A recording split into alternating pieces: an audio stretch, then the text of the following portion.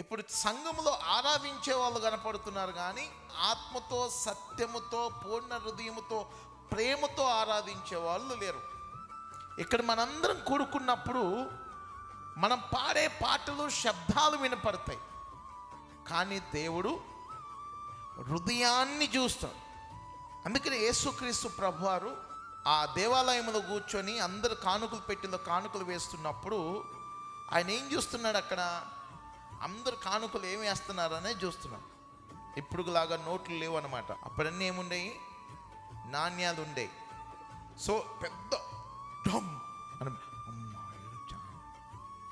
ఏంటి, సో యేసు ప్రభువారు పెద్ద పెద్ద పెద్ద పెద్ద శబ్దాలు విన్నాడు, కానీ ఎక్కడ కూడా ఆయన స్పందించలేదు, ఎక్కడ కూడా ఆయన మాట్లాడలేదు. ఒక విధవరాలు వేసిన ఒక్క నాణ్యం, ఆ నాణ్యం శబ్దం చేయదు, అది వినపడదు ఎవరికి కూడా.